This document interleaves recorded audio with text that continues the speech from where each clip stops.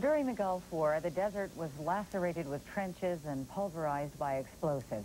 What effect has that had on the desert ecology? Well, Dr. Farouk El-Baz is a geologist and director of Boston University Center for Remote Sensing. Dr. El-Baz is also a member of a team investigating the damage done to the desert. And he joins us now from our Washington Bureau this morning. Good morning, Doctor. Good morning. I think most people, of course, think of the human toll that a war takes, but this particular conflict brought to the forefront also the ecological damage done to the area. And a lot of environmental damage was done to the desert, perhaps much more than we're aware of. What exactly was the damage done? What are we talking about? Yes, there has been a great deal of damage that most people have not really taken into account.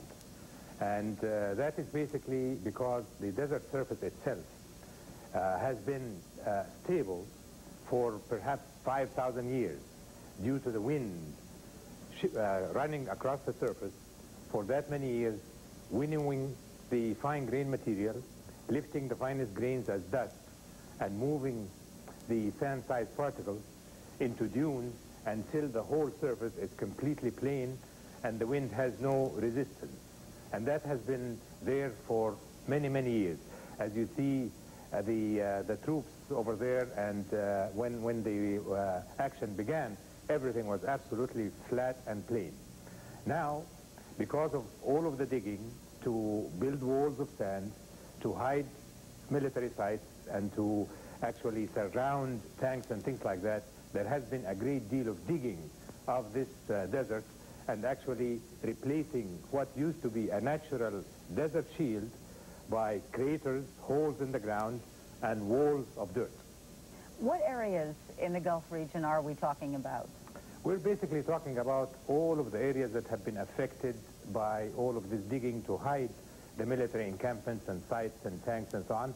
And that includes the southern region of Iraq, where the Republican Guard had been stationed, and then the southern region of Kuwait, where the regular army forces of Iraq had been stationed, as well as the northern border of Saudi Arabia, where the coalition forces had been dug in for a while, for at least 6 months. What would be the worst-case scenario here down the line? Dust storms? Yes, the wind, as it glides across the surface, if it finds any resistance, it picks up the material. For instance, as the wind moves along, if it finds a hole in the ground, it actually loops inside the hole and erodes more of it, making the hole bigger and deeper. And if the wind finds a hill, it will become faster and actually pick up some of these grains. So we have two basic effects. The finest particles will go up in the atmosphere as dust, and that can create havoc with aviation industries, airports and air flights, civilian and military. And then the other particles, the little bigger particles, would bounce on the ground and accumulate in the shape of dunes that would go on marching downwind. What do we do then to offset this kind of damage and to bring life back to normalcy there? The best thing that could be done is to actually bring the desert surface back to the original flat situation. And we still have the coalition forces there, including all of the bulldozers and all of the things that build the walls and all of the holes in the ground. And we also do have the prisoners of war from Iraq. Actually, we can put them into work to bring back the desert surface the way they found it in the first place. Have you experienced a dust storm yourself? Can you relate to that? So, very much so. Dust storms and sandstorms.